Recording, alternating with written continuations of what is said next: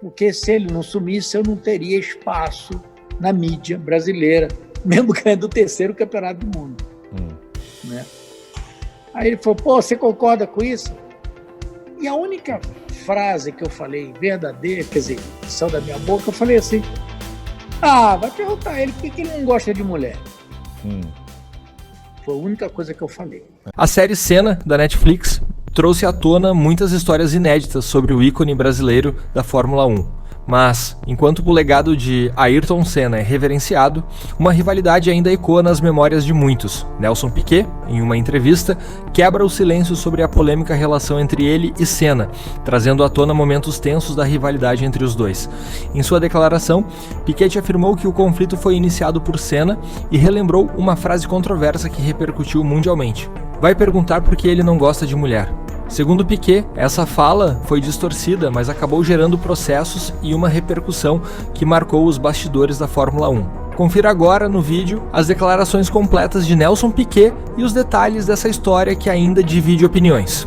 Curta, comente e se inscreva no canal para mais conteúdos exclusivos. Mas, Piquet, não tem como eu não falar com você e eu falar com você e não citar o Senna, porque vocês têm uma história de a gente que eu era fã do Senna também quando pequeno, né? Torcia pelo Senna. E essas provocações, essas coisas todas. Você hoje, tantos anos depois de tanta coisa que você já falou, como é que você vê o que ele representou, não só para o Brasil nesse tempo todo, mas para você também, naquele tempo ali, mesmo com aquelas brigas, aquelas coisas que vocês não se davam muito bem?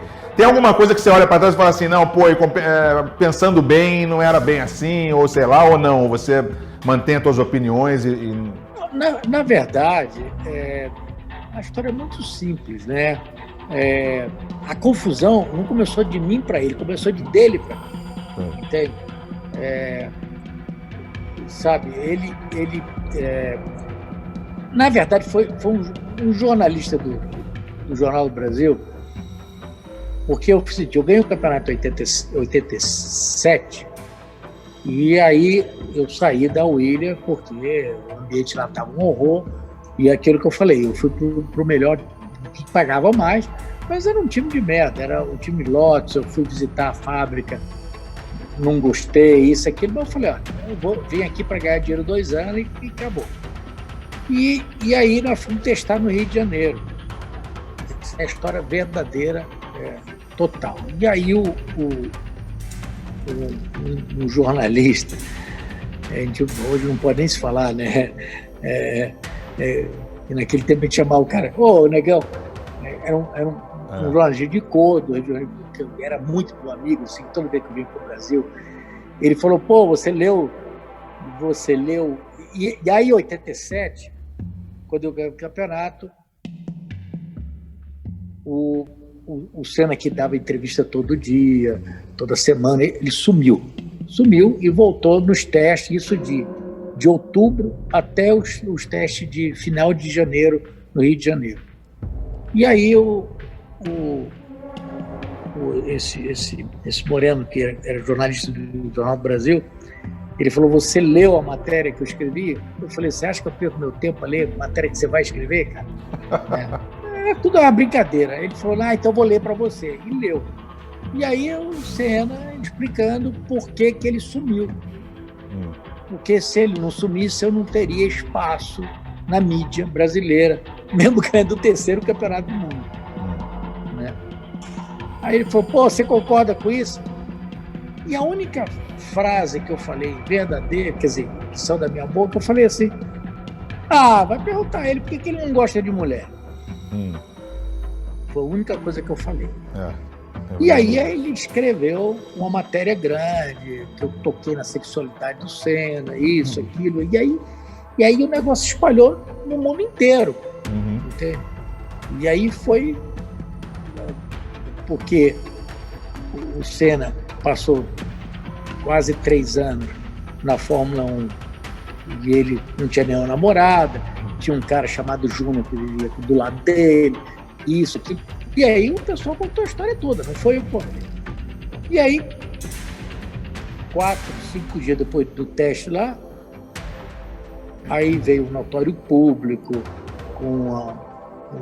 dentro da pista, reuniu jornalista, tudo, isso, aquilo, que eram eles me processando de difamação, por isso que aquilo. E aí eu não sabia bem o que fazer, cara, eu falei, puta, minha boca grande, olha a confusão que eu arrumei, né? E eu falei, caralho, vou ter que arrumar de advogado, vou ter que fazer isso, fazer... Cara, e aí já me levaram no advogado, o cara já me tomou lá $100 mil, isso, aquela confusão toda. Aí eu, fiquei assim, sabe, puta, que coisa, né? Isso, aquilo. E aí a gente tinha, acabou os testes, né, ali, e tinha 3 semanas depois tinha teste no Rio de novo, que eram os testes de inverno, que chamava que era no Rio era verão, e lá na Europa era tudo inverno. Era tudo, como se fala, era tudo inverno, né? Era tudo muito frio, não dava para testar nada. E aí eu fui fazer teste novo, né? Tá lá no Intercontinental e tudo, e aí com esse processo, né? Processo correndo, né? Aquele negócio todo.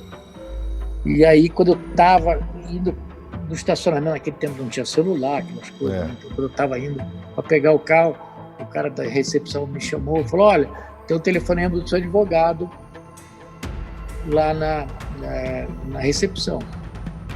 E aí eu voltei para ele, o advogado falou, estamos bem, isso, aquilo. Eu falei, estamos bem como? Aí ele falou, olha, eu descobri uma coisa, não sei se você sabe, não sabe, o Senna foi casado e o casamento dele foi anulado. E eu falei, e aí, o que significa isso? Só tem 2 maneiras de anular o casamento, ou não consumação, ou traição pelo sexo oposto, uma coisa assim. Traição pelo mesmo sexo, uma coisa assim. E aí eu falei, Aí sim, eu explodi, cheguei lá no autódromo, fui lá no box dele e falei, vem cá explicar para todo mundo essa história que você está me processando e você é assim. Aí eu joguei a merda no ventilador. Sim. Entendi? Isso é a verdade de tudo. E aí o manager dele me pegou, me tirou fora, falou, nós vamos parar com essa baixaria. Eu falei, a baixaria que começou foi vocês. Quem me processou foi vocês. A única coisa que eu tinha falado, eu falei, vai perguntar para ele porque ele não gosta de mulher. Ele está 3 anos na Fórmula 1, não tem uma namorada, não tem nada. Então, esse negócio foi ajudado pelo jornalista que escreveu a matéria, sim, um processo que fizeram contra mim, e eu não ia ficar barato. E aí retirar o processo, o cara falou, não, vamos tirar isso, vamos acabar com essa história, isso aqui. Eu falei, tudo bem, eu só estou aqui me defendendo uma coisa que tudo. E aí, você vê, aí ele arranjou a namorada da Galisteu, a Xuxa, isso, aquilo, foi mostrar que ele era macho, que era isso, que aquilo, aquele outro. Agora,